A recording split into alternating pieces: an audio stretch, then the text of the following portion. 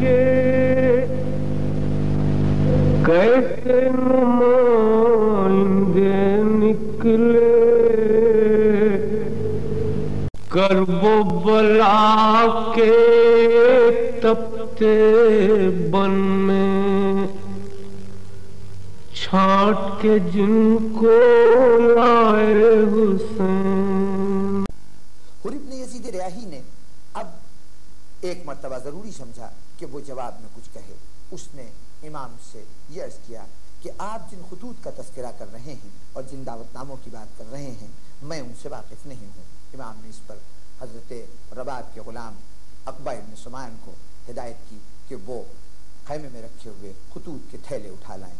وہ تھیلے آئے، امام نے خطوط نکال کر لکھنے والوں کے نام پڑھنے شروع کیے۔ اس پر حر نے کہا کہ خدا کی قسم نہ تو مجھے ان خطوط کا علم ہے اور نہ وہ لوگ کہ جن کا تذکرہ ہے یہ خطوط لکھنے والے ہیں وہ میرے لشکر کے اندر شامل ہیں۔ اب جب یہ صورتحال ہوئی تو امام نے اب اپنے انصار سے کو جمع کر کے ان کے سامنے ایک خطاب فرمایا۔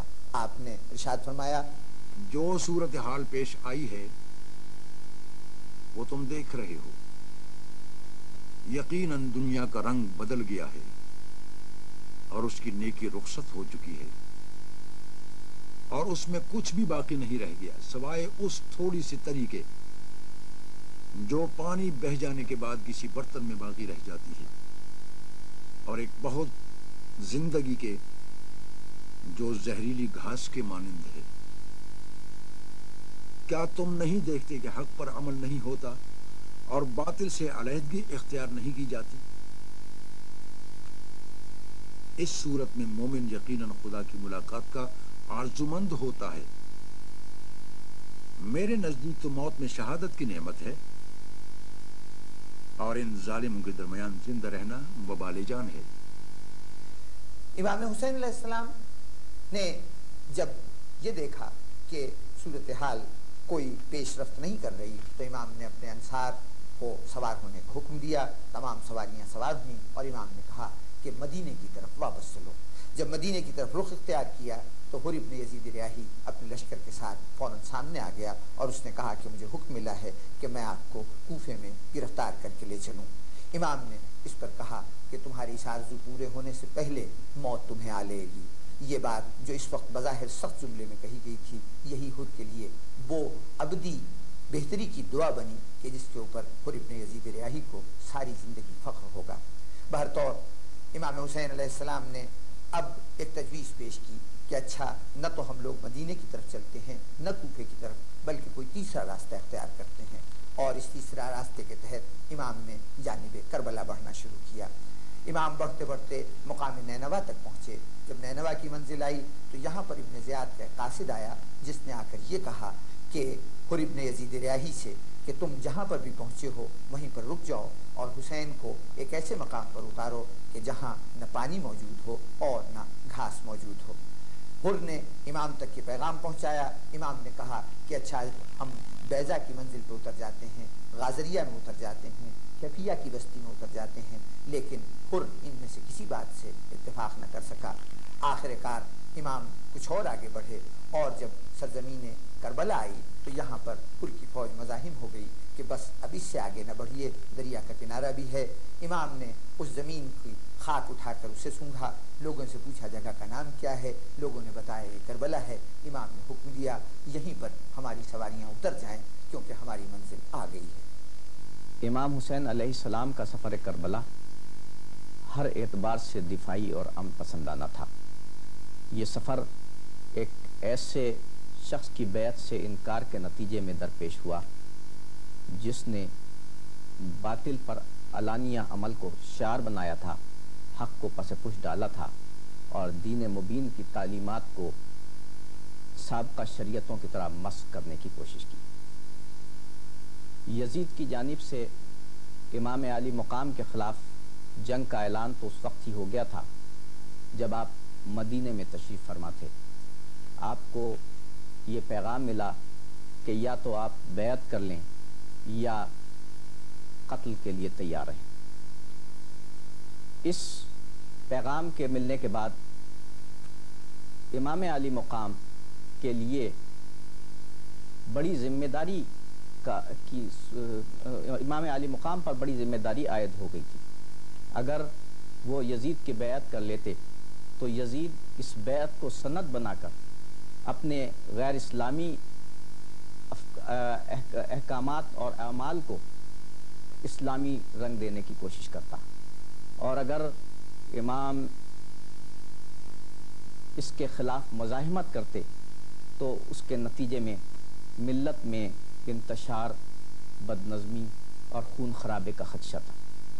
اور نواسہ رسول کی حیثیت سے چونکہ امام اتحاد ملت کی علامت تھے، لہٰذا انہیں اس بارے میں بڑی احتیاط کے ساتھ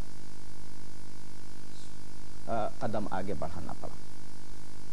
سب سے پہلے آپ نے مدینۃ النبی کی حرمت اور تقدس کو خون ریزی سے بچانے کے لیے مکہ معظمہ کی طرف سفر کیا، جو کہ دارالامن ہے اور جہاں قتال ممنوع ہے.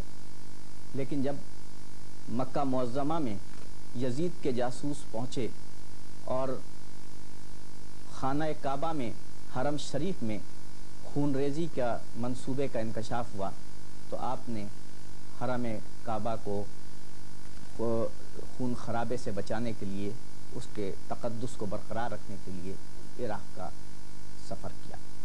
یہاں یہ بات قابل غور ہے کہ اگر امام علی مقام چاہتے تو حج کے موقع پر مکہ مکرمہ میں لوگوں سے اپنا تعارف کرا کے انہیں یزید کے خلاف اکسا سکتے تھے اور ایک لشکر جرار لے کر روانہ ہو سکتے تھے. لیکن آپ نے جنگ سے اور خون ریزی سے اجتناب کیا اور اپنی قربانی اور اپنے ساتھیوں کی قربانی کو ملت کے احیاء کے لیے کافی جانا. میرا اٹھنا نہ تو خود غرضی پر مبنی ہے نہ شر و فساد پر، صرف اس لیے نکل رہا ہوں کہ جو خرابیاں امت رسول میں پیدا کی جا رہی ہیں ان کی اصلاح کروں اور سیرت رسول برحق کو زندہ کروں. مکے سے عراق کی طرف سفر کرتے ہوئے امام کے ساتھ جانے والوں میں بچوں، جوانوں اور بوڑھوں پر مشتمل خاندان بنو ہاشم کے 27 افراد کے نام دستیاب ہوئے ہیں. ان کے علاوہ کم از کم مزید 6 اور ایسے بچے تھے جو یا تو فرزندان حسنین علیہ السلام تھے یا ان کی اولاد کی اولاد تھے. ان 33 افراد کے علاوہ بنی ہاشم کے 2 اور فرد عبداللہ ابن جعفر طیار کے بیٹے اون اور محمد دوران سفر ذات عراق کی منزل پر اس قافلے میں شامل ہوئے تھے. اسی طرح اس گھرانے کے 7 غلام بھی ساتھ تھے. ان میں سے 6 کربلا میں شہید ہوئے اور 1 عقبہ بن سمان جو زوجہ امام حضرت رباب کے غلام تھے. انہیں امام نے خاص طور پر اپنی شہادت سے کچھ پہلے کربلا سے چلے جانے کا حکم دیا تھا. بعد میں عقبہ بن سمان نے ایک چشمدید گواہ کی حیثیت سے واقعات کربلا کی تفصیلات لوگوں تک پہنچائیں. ابتدائی سفر میں امام کے ساتھ خاندان سے باہر کے لوگوں کی تعداد بہت قلیل تھی. آپ کے ساتھ 6 انصاری یعنی اہل مدینہ تھے، جن میں سے شبیب ابن عبداللہ اور عبد الرحمن ابن عبدالرب رضوان اللہ علیہم کو شرف صحابیت رسول صلی اللہ علیہ وآلہ وسلم بھی حاصل تھا. ایک اور فرد عمار بن حسان حاتم تائی کے قبیلہ طے سے تعلق رکھتے تھے اور مکے میں مستقل قیام تھا. ایک اور فرد امام کے ایک اور ساتھی عبداللہ ابن یقتر کی والدہ نے امام حسین کو کھلایا تھا. عبداللہ خود امام کے ہمسن اور صغیر السن صحابہ میں سے تھے.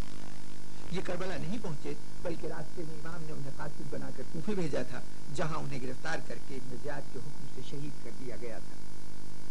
امام کے قافلے کا ایک اور جز 7 میں سے وہ 5 قاصد تھے جو امام کے نام وقتاً فوقتاً اہل کوفہ کے خطوط لائے تھے. ان میں سے 2 ہانی ابن ہانی سبیعی اور سعید ابن عبداللہ حنفی کو امام نے حضرت مسلم کو کوفہ بھیجنے سے پہلے اہل کوفہ کے پاس واپس بھیج دیا تھا. سعید ابن عبداللہ حنفی دوران سفر پھر قافلہ حسینی میں شامل ہونے میں کامیاب ہوئے اور کربلا میں شہید ہوئے. مکے سے امام کے قافلے میں جو خواتین شریک سفر تھیں ان میں سے 28 کے نام یہ حوالے مل سکے ہیں. ان میں حضرت علی کی 6 بیٹیاں، امام حسین کی 3 بیٹیاں اور 4 ازواج کے علاوہ امام ہی کی 4 بھاوجیں، 3 بھانجیاں، 1 بھتیجی اور 1 بہو، یعنی خاندان رسالت کی کل 22 خواتین قافلے کا حصہ تھیں.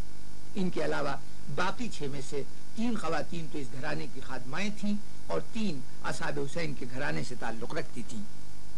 معلوم ہو جو مقصد قربانی حسین، سینوں میں جلوہ ریز ہو تحریم قبلتین، ہر سمت ہو خلوص کے سجدوں کی زیب و زین، خیر العمل سے گونج اٹھے صحن مشرقین، صف بستہ یوں جماعت ماحول نجوم ہو، کونین میں نماز مودت کی دھوم ہو، صف بستہ یوں جماعت ماحول نجوم ہو، کونین میں نماز مودت کی دھوم ہو۔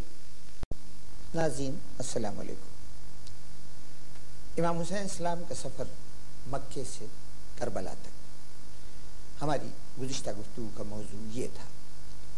اب امام حسین السلام کربلا میں تشریف لا چکے ہیں اور آپ یہاں قیام فرما رہے ہیں۔ یہ کربلا کون سی جگہ ہے، اس کا تعارف تاریخ میں اس سے پہلے بھی ملتا ہے۔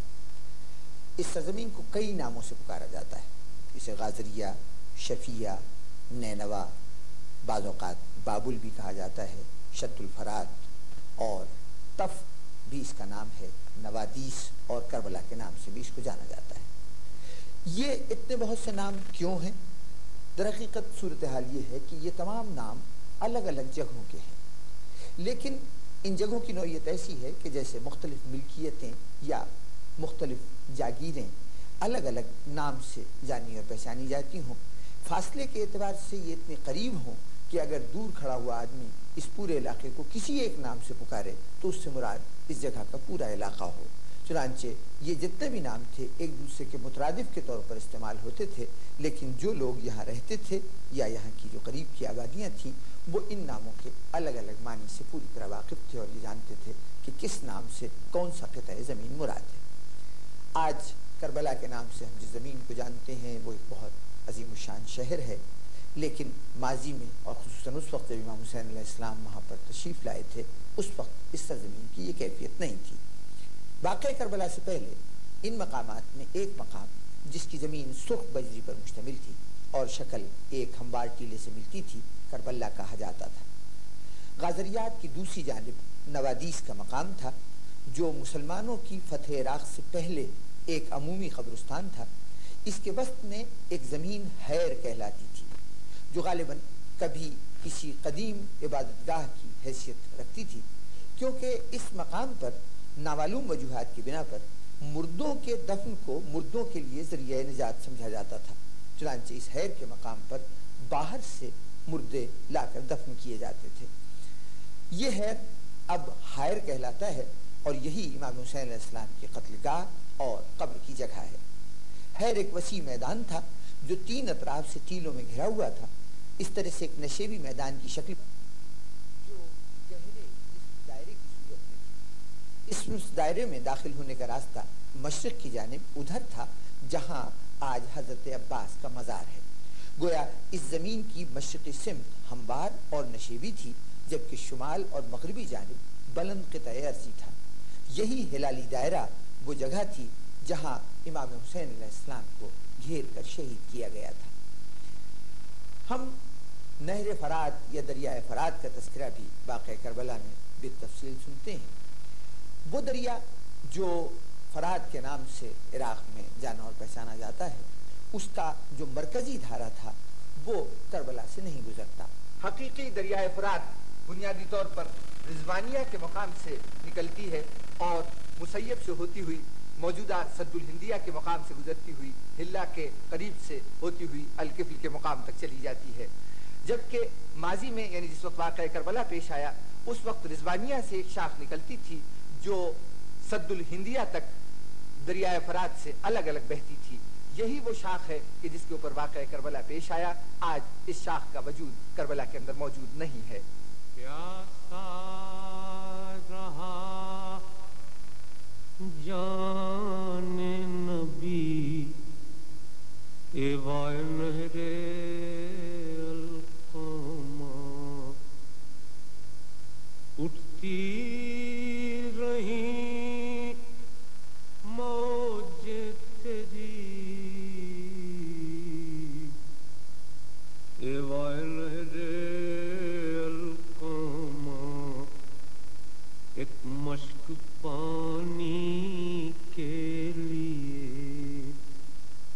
عباس کے شان کٹے ندی لہو کی بہ گئی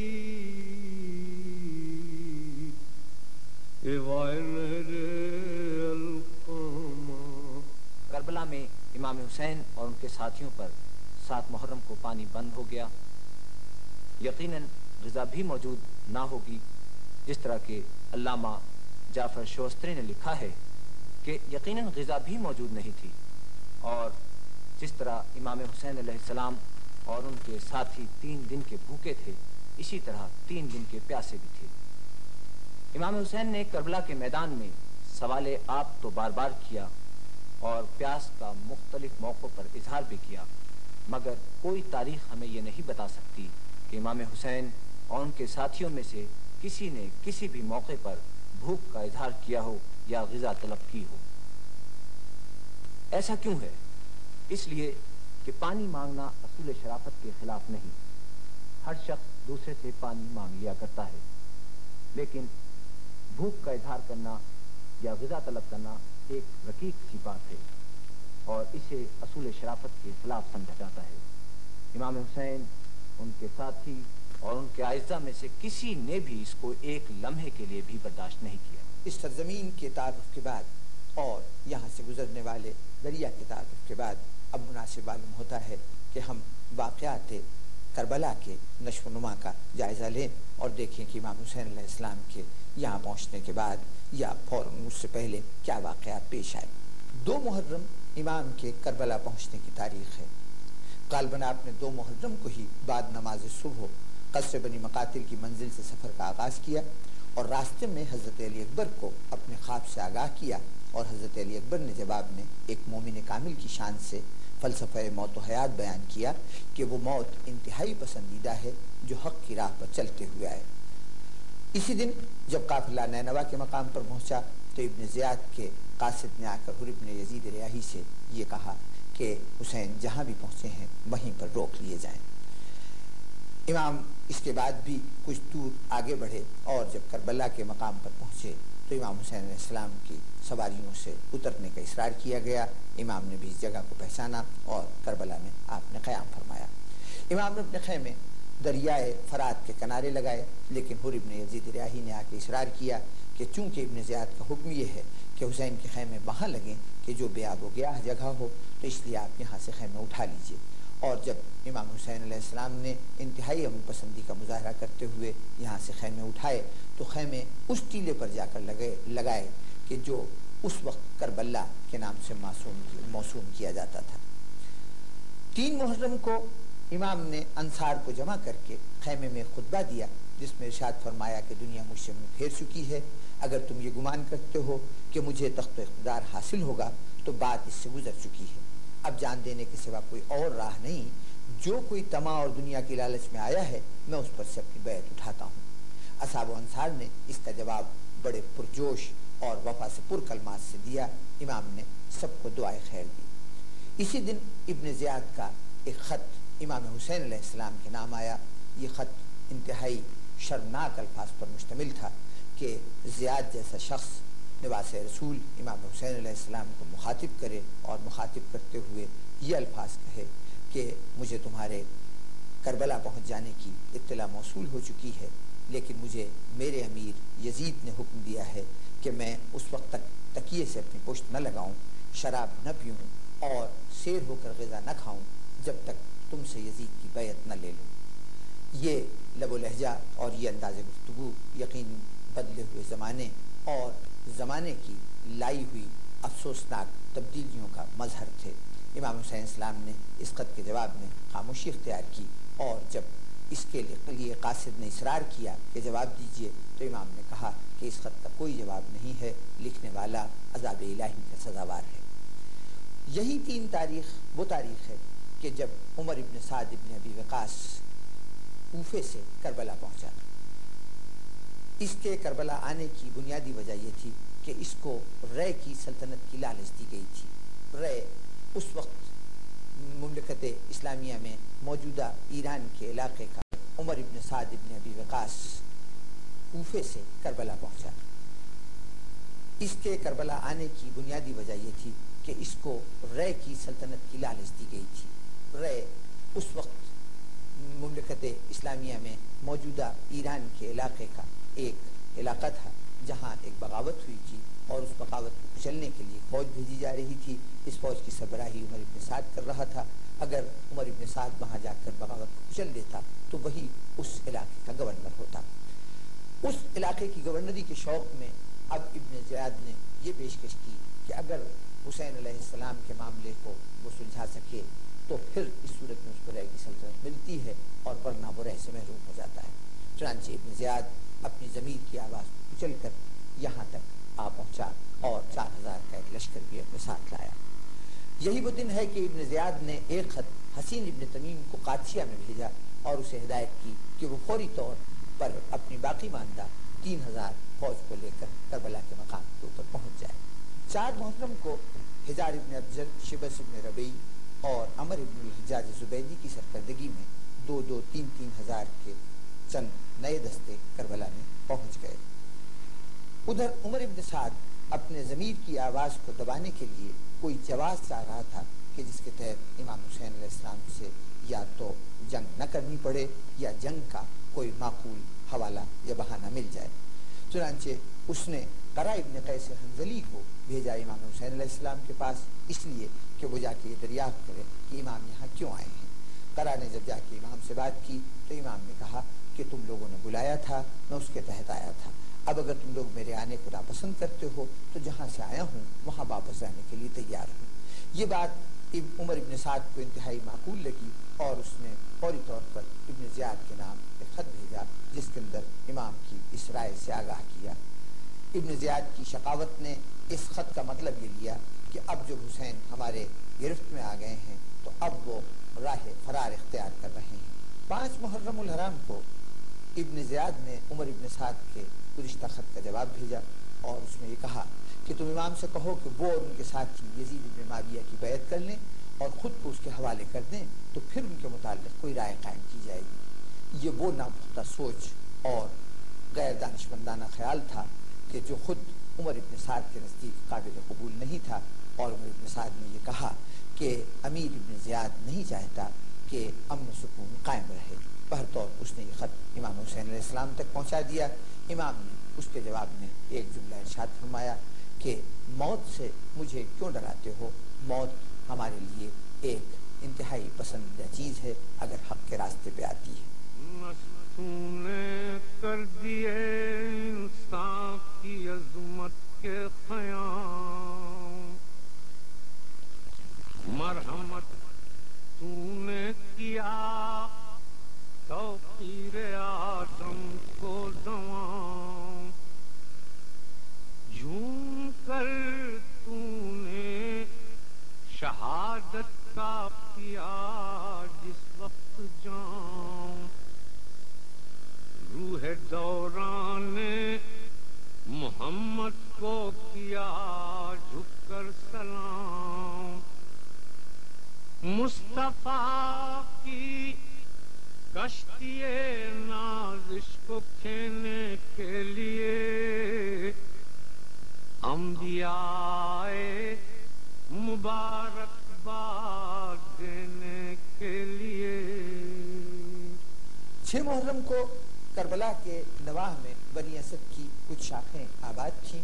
چنانچہ حضرت حبیب ابن مظاہر نے ایک تجویز پیش کی کہ اگر امام حسین علیہ السلام اجازت دیں تو ان بنی اسد کے لوگوں کو بلایا جائے اور امام کی نصرت پہ آمادہ کیا جائے۔ چونکہ یہ ایک ظاہری صورت تھی حالات کو اپنے لیے بہتر بنانے کی، اور شرعی طور پر یہ حکم بھی تھا کہ جس حد تک وسائل ممکن ہوں انہیں فراہم کیا جائے۔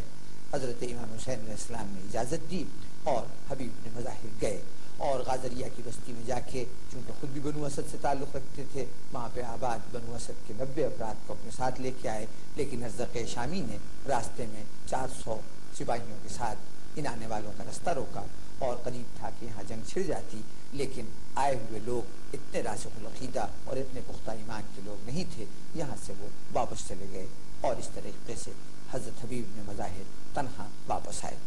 7 محرم کو ابن زیاد کے ایک حکم کے مطابق 500 افراد پر مشتمل ایک دستہ عمر ابن حجاج زبیدی کی سرکردگی میں دریائے فرات کو متعین کر دیا گیا اور یہ اہتمام کیا گیا کہ حسین علیہ السلام کے خیموں میں پانی کی ایک بوند بھی نہ پہنچے۔ اسی 7 اور 8 محرم کی درمیانی شب کو امام حسین علیہ السلام نے عمر ابن سعد سے گفتگو کی خواہش کا اظہار کیا۔ دونوں اپنے اپنے خیموں سے 30 سواروں کے ساتھ باہر نکلے اور میدان میں پہنچ کر سواروں کو پیچھے چھوڑ کر دونوں نے درمیان میں میدان میں کھڑے ہو کر گفتگو کی۔ تاریخ اسلام کا ہر طالب علم یہ بات بڑے دکھ اور رنج سے پڑھتا ہے کہ وہ مذہب جو امن اور سلامتی کا پیغام لے کر آیا تھا، خود اس کی تاریخ کے اولی باب ایک ایسے اندوناک اور خون آشام واقعے سے بھرے ہوئے ہیں جس پر تاریخ انسانیت لرزہ برندام ہو جاتی ہے۔ اس تاریخ اسلام کے اندوناک باب کا نام کربلا ہے، جو سرکار رسالت کے وفات کے صرف 50 سال بعد سن 61 ہجری میں واقع ہوا۔ مجھے چند الفاظ میں یہ بات کہنا ہے کہ واقعہ کربلا سے پہلے صلح کی بہت سی کوششیں ہوئیں اور وہ ناکامیاب رہیں، تو آخر اس کی وجہ کیا تھی؟ لیکن اس کو سمجھنے کے لیے ہمیں یہ دیکھنا پڑے گا کہ در حقیقت صلح کا مطلب کیا ہے اور دو فریق میں صلح کس طرح ہوتی ہے۔ جنگ کا مطلب یہ ہے کہ جب دو متحارب اور متخاصم گروپ آپس میں دست و گریباں ہوتے ہیں تو در حقیقت یہ جنگ ہوتی ہے دو متضاد مفادات اور مقاصد کے درمیان، یا کبھی کبھی دو نظریات کے درمیان۔ مقصد جنگ کا چاہے دنیاوی ہو، چاہے مادی ہو، چاہے حکومت کرنا ہو یا نظریاتی ہو، بہرحال دو متضاد اور متخاصم نظریات میں جنگ ہوتی ہے۔ اور پھر اس حوالے سے جب ہم دیکھتے ہیں کہ صلح کب ہوتی ہے تو صلح کوئی ایسا نقطۂ اشتراک ہوتا ہے جس میں یہ دو متحارب اور متخاصم گروپ اپنے اس نقطۂ اشتراک کو لیتے ہوئے کچھ لو اور کچھ دو گیو اینڈ ٹیک اور ایک کمپرومائز کر کے صلح کر لیتے ہیں۔ تو جب صلح اور جنگ یہ ہے تو واقعہ کربلا میں صلح کی بہت سی کوششیں ہوئیں اور در حقیقت امام حسین علیہ السلام نے بیعت کا پہلا پیغام جو 28 رجب سن 60 ہجری میں آیا تھا اور صبح اور شام شہادت تک جو 10 محرم سن 61 ہجری کو ہوئی ہے، صلح کی تمام کوششیں کر ڈالی، اور یہ در حقیقت ان کی حکمت عملی کا اسی طرح ایک حصہ تھا جس طریقے سے شہادت ان کی حکمت عملی کا ایک حصہ تھا۔ 8 محرم کو عمر ابن سعد نے ایک خط ابن زیاد کے نام لکھا۔ اس خط کے اندر اس نے بڑی خوشی کا اظہار کیا کہ فتنے کی آگ ختم ہو گئی ہے اور جنگ کے بادل چھٹ چکے ہیں، اس لیے کہ حسین علیہ السلام اس بات پر آمادہ ہیں کہ وہ جہاں سے واپس آئے ہیں وہاں چلے جائیں، اور اگر امیر اس بات پر بھی رضامند نہ ہو تو حسین پورے اس اسلامی سلطنت کے کسی دور دراز علاقے میں جا کر آباد ہونے کے لیے تیار ہیں۔ اس کے نزدیک یہ بات ایسی تھی کہ جسے ابن زیاد کو مان لینا چاہیے تھا۔ 9 محرم کو عمر ابن سعد کی ساری توقعات خاک میں مل گئیں جب شمر ذوالجوشن ابن زیاد کے ایک نئے خط کے ساتھ والد کربلا ہوا۔ اس خط میں ابن زیاد نے عمر ابن سعد سے کہا تھا کہ تمہیں حسین سے مصالحت کی باتیں کرنے کے لیے نہیں بھیجا گیا اور نہ اس بات کے لیے بھیجا گیا ہے کہ حسین کو زندگی کی امید دلاؤ، تمہیں اس لیے بھیجا گیا ہے کہ حسین سے طلب بیعت کرو اور انکار بیعت کی صورت میں حسین کو قتل کرو، ان کے اعضاء و جوارح کو قطع کرو اور ان کے جسموں کو قتل کرنے کے بعد گھوڑوں سے پامال کر دو۔ یہ خط جب عمر ابن سعد کے پاس پہنچا تو اس کے سامنے کوئی چارہ کار نہیں تھا، کیونکہ اس خط کے اندر ایک جملہ یہ بھی موجود تھا کہ ہم نے شمر کو اس لیے بھیجا ہے کہ یہ تمہاری حرکات و سکنات پہ نظر رکھے، اور اگر تم ان باتوں پر عمل کرنے کے لیے آمادہ نہیں ہو تو لشکر کی سرداری شمر کو دے کر خود علیحدہ ہو جاؤ۔ اب عمر ابن سعد کے پاس کوئی راستہ نہیں سوائے اس کے کہ وہ اپنے لشکر کو لے کر امام حسین علیہ السلام پر حملہ کرنے کا منصوبہ تیار کرے۔ چنانچہ اس نے فوری طور پر پورے لشکر میں ہدایت جاری کر دی کہ خیام حسین کے اوپر حملہ کیا جائے۔ لشکر آراستہ ہو کر حسین کے خیموں کی طرف چلنے لگے. امام حسین علیہ السلام نماز عصر سے فارغ ہو کر اپنے ایک خیمے میں تشریف فرما تھے. وہاں پر یہ اطلاع پہنچی. امام نے حضرت عباس کو بھیجا کہ وہ جائیں اور جا کر صورتحال معلوم کریں. حضرت عباس نے صورتحال معلوم کر کے امام حسین علیہ السلام کو اطلاع دی. امام نے یہ کہا کہ جا کر کہو کہ اگر یہ جنگ ایک رات کے لیے ملتوی ہو جائے تو بہت اچھا ہو، اس لیے کہ ہم چاہتے ہیں کہ آج کی ایک رات ہم تمام رات عبادت الہی میں صرف کریں، اور میرا خدا جانتا ہے کہ عبادت الہی مجھے کتنی مرغوب ہے. امام حسین علیہ السلام کی یہ پیشکش قبول کر لی گئی اور ایک شب کی مہلت دے دی گئی. یہ مہلت ایک طرف تو امام حسین علیہ السلام کو عبادت کے لیے دی گئی تھی، لیکن در حقیقت یہ حسین نے پوری نسل انسانی کو مہلت دی تھی کہ ایک رات میں وہ تصفیہ کر لیں کہ انہیں حق کا ساتھ دینا ہے یا بدستور باطل کے راستے پہ گامزن رہنا ہے. شب عاشور جو واضح انداز میں امام حسین نے بتا دیا کہ کل جو صبح آ رہی ہے اس میں ہم سب نہیں ہوں گے، لیکن ان لوگوں کو صرف میرے سر کی ضرورت ہے. اگر تم چاہو تو مجھے چھوڑ کے اپنے اپنے گھروں کو چلے جاؤ، میں اپنی بیعت واپس کرتا ہوں تمہیں اور اپنی جان بچاؤ. لیکن ایک عجیب ہے منظر کہ اس تمام گروہ میں جس کی تعداد عام طور پر 72 کہی جاتی ہے، لیکن تاریخوں سے پتہ چلتا ہے کہ 106 کے قریب تھے. مختلف عمروں کے لوگ، بوڑھے بھی تھے، جوان بھی تھے، بچے بھی تھے. ان میں سے ایک شخص بھی ایسا نہیں نکلتا جس نے یہ کہا کہ حسین مجھے اجازت دیجئے، میں تو اپنے بیوی بچوں کے پاس جاتا ہوں. بشر کو چاہیے میدان کربلا پہ نظر، جہاں نماز ادا کر گیا بطول کا گھر. وہ بے مثال نمازی، وہ نیزہ و خنجر، وہ رخصت شب عاشور، وہ طلوع سحر، نماز فجر کا عالم، اذان کی آواز، وہ آخری کس کڑیل جوان کی آواز. بلا کے دشت میں ہم شکل مصطفیٰ کی اذان، جسے سما نہ سکی وسعت زمین و زمان. وہ لاجواب اذان اور وہ بے مثال جوان، جسے نہ دیکھ سکی پھر نگاہ کون و مکان. سحر اسی کے لیے اشک بار ہوتی ہے، نماز آج بھی اس نوجوان